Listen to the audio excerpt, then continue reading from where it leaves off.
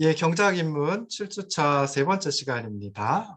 이번 시간에는 이제 시장의 효율성 중에 소비자잉여, 생산자잉여 지난 시간까지 다 했고요. 이번 시간에는 이제 그 시장의 효율성을 가지고 균형 상태에서 시장의 균형 상태에서 시장의 효율성이 가장 커진다. 즉 소비자잉여와 생산자잉여를 합친 게 가장 커진다라고 하는 걸 설명드리면 끝이 날 듯 싶습니다.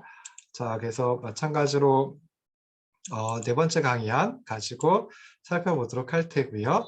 자, 이게 44쪽입니다. 강의안 44쪽에 보시면은 시장의 효율성이라는 제목으로 해가지고 나와 있는데요.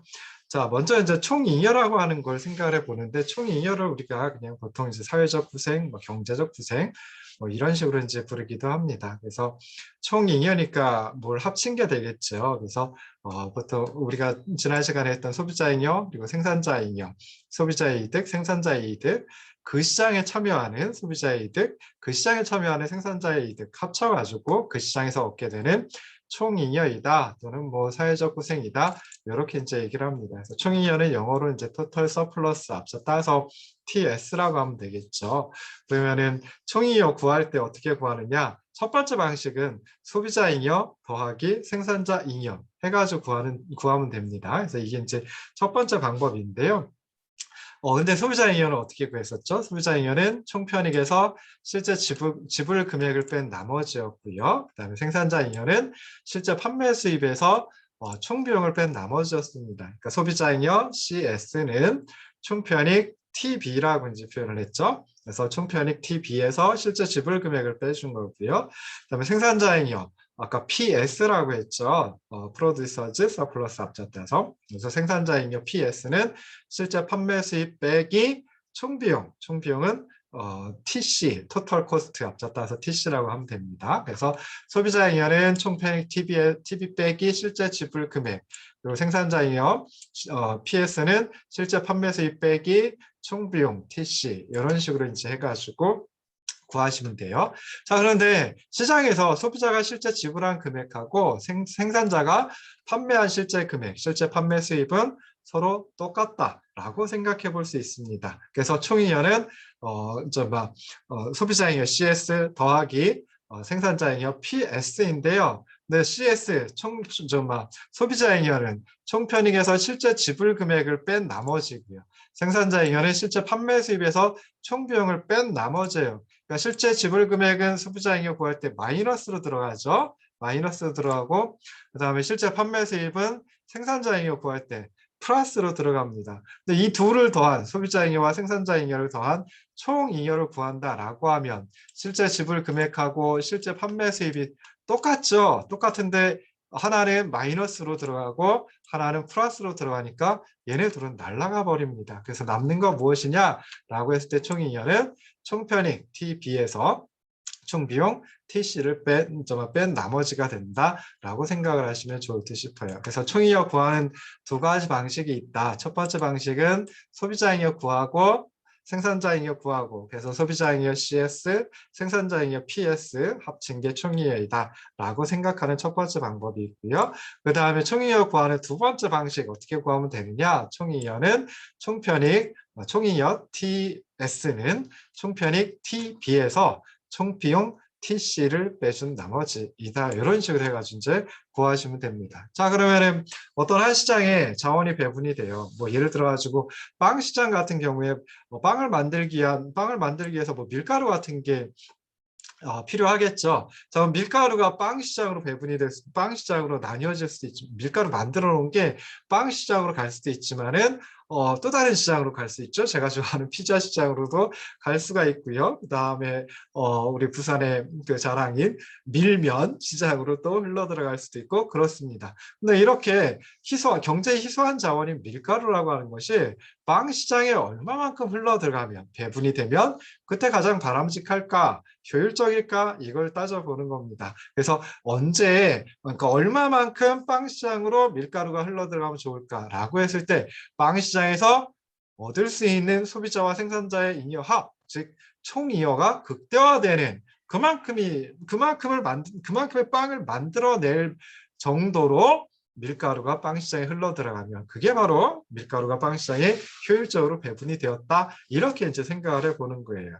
이해하셨어요? 그래서 효율성이라고 하는 거 우리가 어떤 식으로 정의를 내릴 수 있냐면 사회 구성원이 누리는 총이요. 이걸 극대화할 수 있는 자원 배분.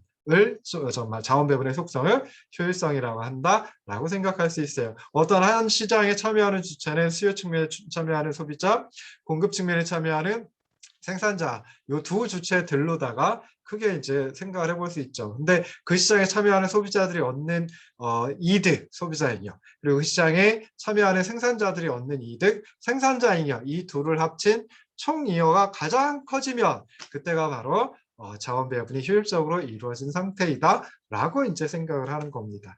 자, 그럼 우리 전에 수요 공급의 균형이라고 하는 상태를 살펴봤어요. 그러면 균형이라는 상태에서는 총잉여가 얼마나 될까 라고 하는 거 한번 살펴보고요. 그리고 균형이 아닌 균형에서의 생산량, 균형에서의 공급량, 즉 균형에서의 소비량, 균형에서의 구입량, 그 수준이 아닌 다른 생산량 수준에서는 총이여가 얼마만큼일까 비교를 해보는 겁니다. 그래서 균형 상태에서의 총이여가 정말 가장 크다라고 하면 그때는 균형 상태가 자원 배분의 효율성을 극대화할 수 있는, 즉 총이여를 극대화할 수 있는 그런 상태이다, 즉 효율적인 상태이다라고 얘기를 해볼 수가 있는 거죠. 그래서 그냥 우리가 쉽게 균형 상태라고 하는 것은 수요와 공급이 일치하는 상태, 정확하게 얘기하면 수요량과 공급량을 일치시켜주는 가격과 균형 가격, 그리고 그 균형 가격, 균형 가격에서의 수요량과 공급량 둘이 일치하니까 그만큼 거래가 되고, 그래서 균형 거래량, 그래서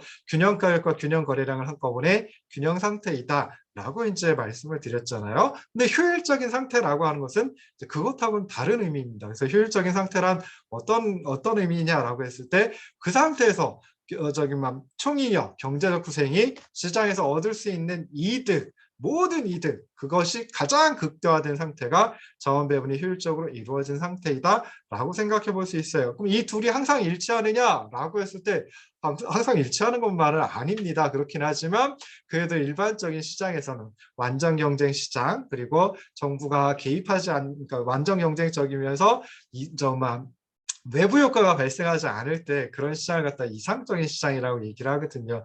당연히 정부의 개입도 없는 시장입니다. 정부가 주체로 참여하면 안 되는, 참여하지 않는 시장, 뭐 이런 걸 갖다 이제 이상적인 시장이라고 얘기를 해요. 다시 한번 이상적인 시장, 경제에서 얘기하는 이상적인 시장이라고 하는 것은 완전 경쟁 시장을 의미하는데요. 한 가지 조건이 사실은 더 붙어 있습니다. 외부 효과라고 하는 현상이 발생하지 않는 완전 경쟁 시장을 이상적인 시장이라고 얘기를 해요. 왜 이상적인 시장이라고 하느냐라고 했을 때 적어도 자원 배분 측면에서는 소득 분배 형평성은 잘 모르겠어요. 그렇지만 자원 배분의 효율성이 가장 자원 배분의 효율성을 달성시킬 수 있는 그런 시장이기 때문에 이상적인 시장이라고 얘기를 하거든요. 그럼 어떤 시장이 아까 얘기했던 빵 시장이 완전 경쟁적인 시장 또는 이상적인 시장이다라고 하면 그때는 빵 시장의 어떤 상태에서 자원 배분이 가장 효율적으로 이루어질까? 결론을 말씀드리면 빵 시장의 균형 상태에서 그때 총이여가 극대화되고 그러다 보니까 자원 배분이 효율적으로 이루어진 자원 배분의 효율성을 만족시키는 자원 배분의 효율성을 달성시키는 그런 상태이다라고 생각을 해볼 수 있습니다. 자, 그러면 이제 다시 한 번만 더 해볼까요? 자, 충의연을 어떻게 구한다? 소비자잉여 구하고 생산자잉여 구하고 각각 구하고 그 둘을 갖다 합친 게 총잉여이다 라고 하는 거 첫 번째 방식이에요. 그러면서 소비자잉여는 총편익 빼기 실제 지불 금액, 생산자잉여는 실제 판매 수입 빼기 총비용 이렇게 구하면 돼요. 두 번째 방식은 어떻게 구하면 된다고요? 총편익에서 총비용을 빼준 것, 총편익 TB 빼기 총비용 TC, 이게 총잉여 TS이다 라고 생각해 볼 수 있어요. 근데 아까 잠깐 말씀드렸죠. 총편익은 뭐라고 얘기했죠? 수요곡선 아래에 있는 면적, 총비용은 공급곡선 아래에 있는 면적이에요. 그래서 어떤 생산량 또는 어떤 거래량 수준까지 총편익, 수요곡선 아래에 있는 면적에서 총비용, 공급곡선 아래에 있는 면적을 빼주면 그게 바로 또 고생산량 수준, 고거래량 수준에서의 총잉여이다 라고 생각을 해보시면 좋을 듯 싶습니다. 정리가 되셨나요? 제가 조금 빨리 그리고 좀 서두르게 빠르게 얘기를 하다 보니까 좀 정리가 잘 안 됐을 것 같긴 한데요. 다시 한 번만 더 해볼까요? 이건 굉장히 중요한 거라서. 그래서 수요 공급 이론에선 결국 이걸 찾아내려고 수요 공급 이론을 가지고 여태까지 달려왔다라고 생각을 하셔도 되거든요. 그래서 총이요, 한 사회가 얻을 수 있는 만족감의 총합이다라고 생각을 해볼 수 있는데, 그 시장에 수요 측면에 참여하는 소비자의 이득, 소비자의 잉여, 그리고 그 시장에 참여하는 생산자의 이득, 생산자의 잉여, 이 둘을 합친 게 총잉여 또는 경제적 부생, 사회적 부생이라고 한다라고 생각을 하시면 좋을 듯 싶습니다. 그러니까 총잉여 구하는 첫 번째 방식은 소비자 잉여 구하고요, 생산자 잉여 구하고요, 그 둘을 합치면 된다라고 생각하시면 돼요. 두 번째 방법은 뭐냐라고 했을 때 총편익 빼기 총비용 해주면 된다. 이렇게 구하면 된다. 근데 두 번째 방법에서 총편익은 결국 수요곡선 아래의 면적, 총비용은 공급곡선 아래의 면적. 그러니까 이거 구할 때 어떻게 구하면 되겠어요? 수요곡선 아래에 있으면서 공급곡선 위에 있는 면적이라고 이제 생각을 하시면 되겠죠. 그래서 그렇게 해가지고 총잉여를 구해보는 겁니다. 자, 그럼 먼저 이제 균형 상태에서는 어떻게 될까라고 하는 거 한번 생각을 해봅시다. 자, 균형 상태에서 총이율을 구해보는 거예요. 자, 균형 상태는 수요 곡선 D와 그리고 공급 곡선 S가 만나는 요점, 이 점이 바로 균형점, 균형 상태를 의미한다라고 생각해 볼 수 있습니다. 그래서 균형 상태에서의 가격, 균형 가격 P스타고요. 균형 상태에서의 거래량, 균형 거래량 Q스타이다라고 하는 거 우리 예전에 한번 찾아봤습니다. 그래서 이거 가지고 또 뭐 균형 분석도 하고 그랬었잖아요. 자, 그럼 이때 균형 상태에서 소비자 잉여는 얼마일까? 자, P스타만큼의 Q스타만큼 소비자들이 구입을 하는 거예요. 자, 그러면은 요 Q스타만큼 구입해가지고 얻는 총편익은 얼마일까라고 했을 때 Q스타까지 수요곡선 아래에 있는 면적이죠. 그러니까 사각형 O, B, E, Q스타 이게 Q스타만큼 구입했을 때 얻게 되는 총편익이다라고 생각해 볼 수 있어요. 소비자는 실제 지불하는 금액이 있죠. 얼마만큼 지불해요? P스타의 가격에 Q스타만큼 구입을 하는 것이니까 사각형 O, P스타, E, Q스타만큼 실제로 지불을 해야 됩니다. 그럼 그 나머지 총편익에서 요 실제 지불 금액 빼준 나머지 그게 삼각형 P스타, B, E, 이다라고 생각해 볼 수 있어요. 그래서 여기서 보시면 삼각형인데 여기 왼쪽으로 빗금친 요 크기가 바로 소비자 잉여이다. 언제? 균형 상태에서의 소비자 잉여이다라고 생각해 볼 수 있습니다. 자, 생산자 잉여는 실제 판매 수입에서 총 비용을 빼준 거예요. 실제 판매 수입은 P스타의 가격에 Q스타만큼 팔았어요. 그러니까 그 둘을 곱한 P스타 곱하기 Q스타, 즉 사각형 O, P스타, E, Q스타 이만큼이 바로 실제 판매 수입, 생산자의 실제 판매 수입이 됩니다. 생산자 Q스타만큼 만든다라고 하면 생산한다라고 하면 그때 들어가는 총 비용이 있겠죠. 총 비용은 Q스타까지 공급 곡선 아래에 있는 면적이에요. 그러니까 총 비용 사각형 O, A, E, Q스타 이게 총 비용이 됩니다. 그래서 실제 판매 수입 요 직사각형에서 총 비용 요 사각형 그걸 빼주면 삼각형 A, P스타, E 이게 바로 이제 균형 상태에서의 생산자 잉여가 됩니다. 그래서 균형 상태에서의 생산량 Q스타만큼이 있거든요. 그죠? 그래서 생산량도 Q스타고 그래서 공급되는 양, 공급량도 Q스타고 소비자들이 구입하는 양, 구입량도 Q스타고 그래서 소비자들이 소비하는 양도 Q스타예요. 그래서 이 생산량 Q스타에서는 소비자 잉여가 삼각형 P스타, B 그리고 E이고요. 그 다음에 생산자 잉여는 삼각형 A, P스타, E 요 밑에 있는 삼각형 오른쪽으로 빗금쳐져 있는 요 크기가 되는 거죠. 그래서 그 둘을 합치면 소비자 잉여, 생산자 잉여 둘을 합치면 총 잉여는 얼마만큼이냐? 삼각형 A, B 그리고 E만큼이 바로 이 시장의 균형 상태에서 얻을 수 있는 총잉여이다라고 생각해 볼 수 있습니다. 자, 그러면 균형 상태에서는 총잉여 삼각형 A, B, E만큼을 얻을 수 있어요.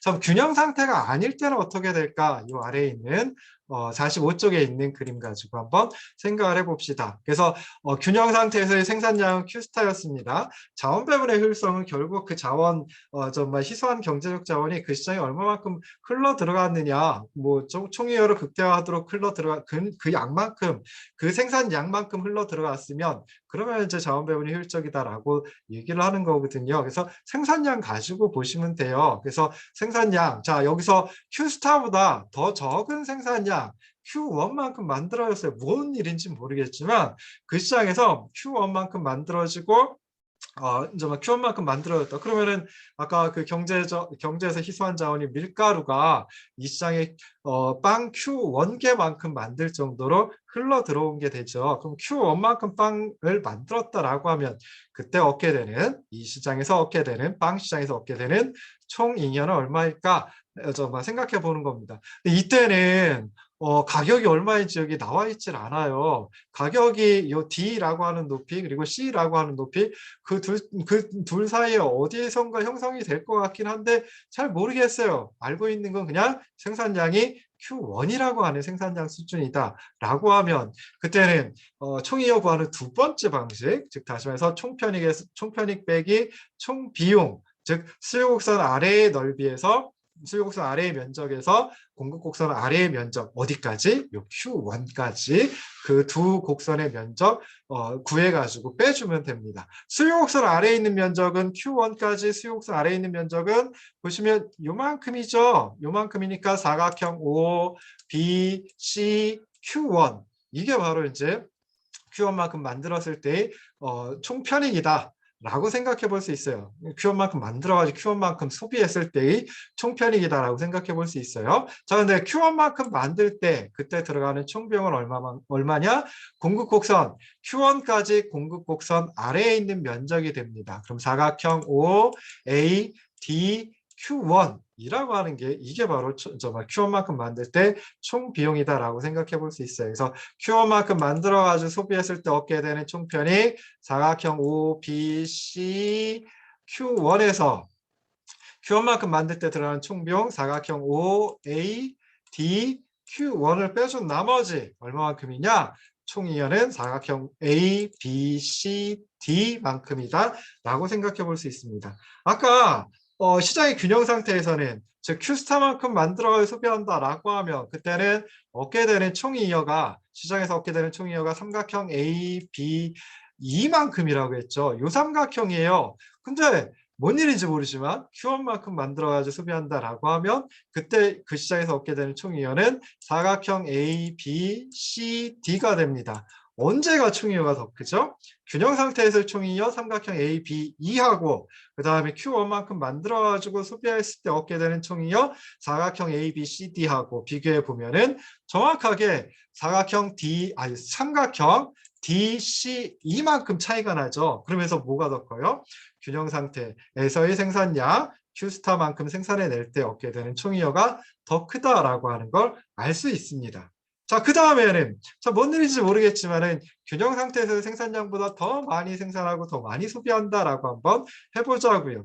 Q2라는 양만큼 생산이 이루어지고 또 소비가 이루어진다라고 한번 해보자고요. 자, 그러면 그때도 이제 총잉여라고 하는 걸 구할 수 있겠죠. 그래서 총편익 먼저 구해보면 수요곡선 아래에 있는 면적이죠. Q2까지 수요곡선 아래에 있는 면적이에요. 그러니까 사각형 O, B, G, Q2 이게 이제 총편익이 됩니다. 그 다음에 Q2까지 공급곡선 아래에 있는 면적 그게 총비용이죠. 사각형 O, A, F, Q2 이게 이제 Q2만큼 만들고 만들었을 때의 총 비용이 됩니다. 그러면 총편익 사각형 O, B, G, Q2에서 총 비용 사각형 O, A, F, Q2 이걸 갖다 빼주면 총이여가 되겠죠. 총이여는 얼마만큼이에요? 일단 삼각형 A, B,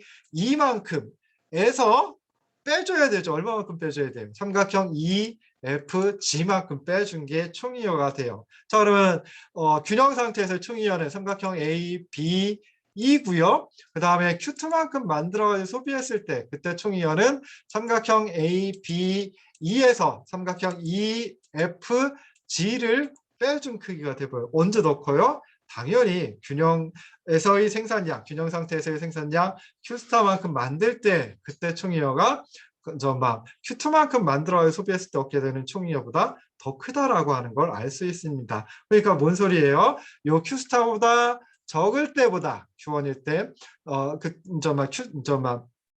균형에서의 생산량, 소비량 Q스타만큼 그러니까 균형에서 Q스타만큼 생산하고 소비했을 때 얻게 되는 총 잉여가 균형에서의 생산량 Q스타보다 더 적은 Q1만큼 만들고 소비했을 때 얻게 되는 총 잉여보다 더 커요.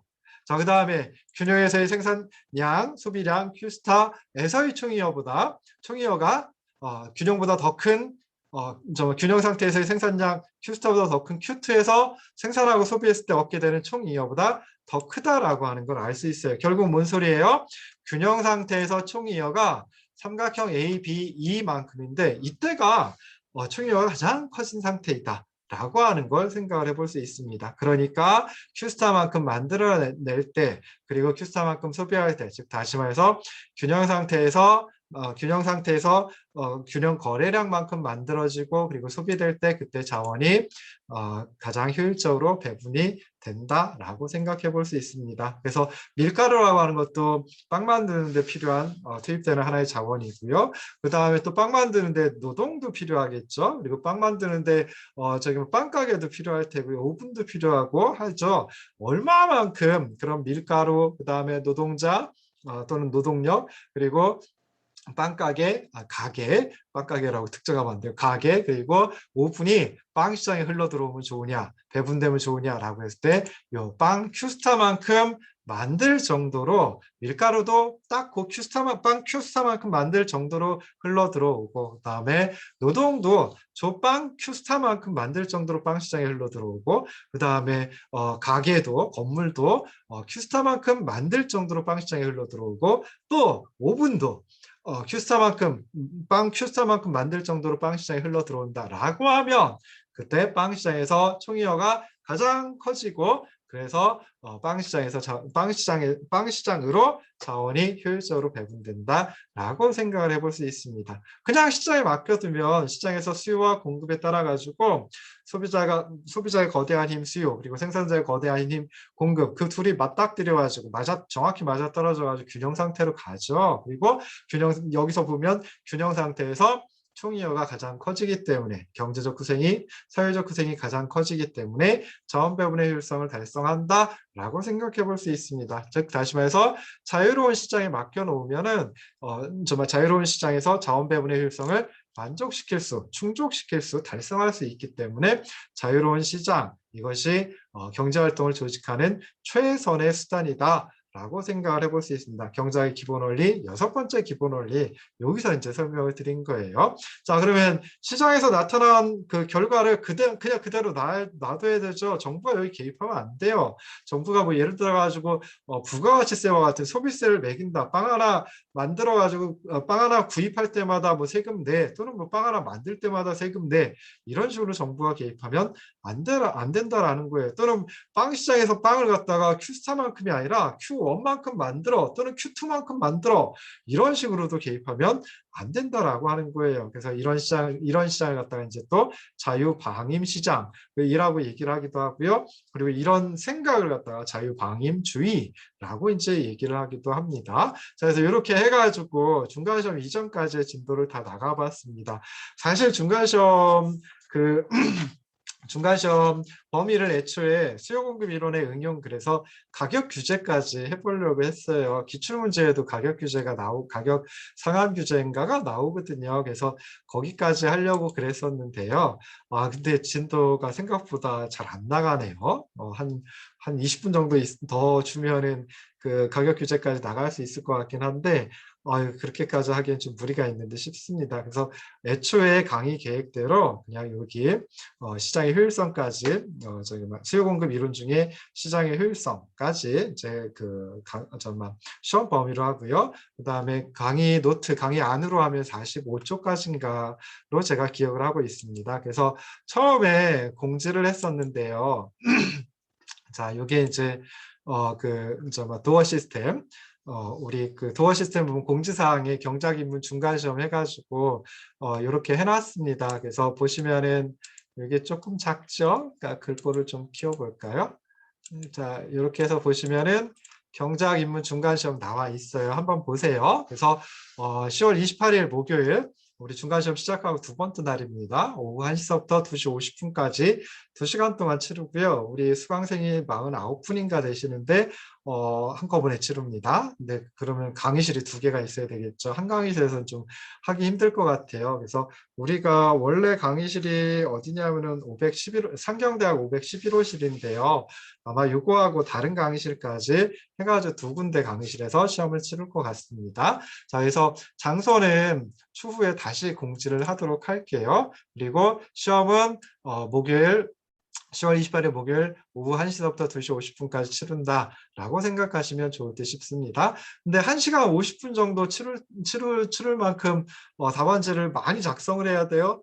그거는 아니에요. 그래서 실제로 보면은 뭐 한 40분, 50분 정도면 다 답안 작성하고 나갈 수 있습니다. 그런데 이제 그 저기 글자를 갖다가 굉장히 천천히 쓰는 학생들도 간혹 있더라고요. 그리고 어떤 학생들은 또 생각을 모두 다 정리하고 그리고 나서 이제 글을 쓰는 답안을 작성하는 그런 학생들도 있더라고요. 그래서 자신의 실력을 갖다가 충분히 발휘할 수 있도록 시간을 좀 길게 주는 것 뿐이지 1시간 50분이나 1시간 50분 답안을 작성해야지 제대로 작성하는 뭐 그런 정도의 문제는 아닙니다. 그래서 그거 보시면 되고요. 범위는 서론하고 수요 공급 이론인데 수요 공급 이론 중에 시장의 효율성 부분까지 해서 1쪽서부터 45쪽까지가 강의 안으로 1쪽서부터 45쪽까지가 시험 범위라고 생각하시면 좋을 듯 싶습니다. 자, 문제는 5 내지 6문항 내는데요. 한 5문항 정도 나온다라고 생각을 하시면 좋을 듯 싶어요. 한 문항 더 나오면 그건 보너스 문제로 나가게 될 겁니다. 그래서 서술식으로다가 여러분들이 답안을 작성하셔야 됩니다.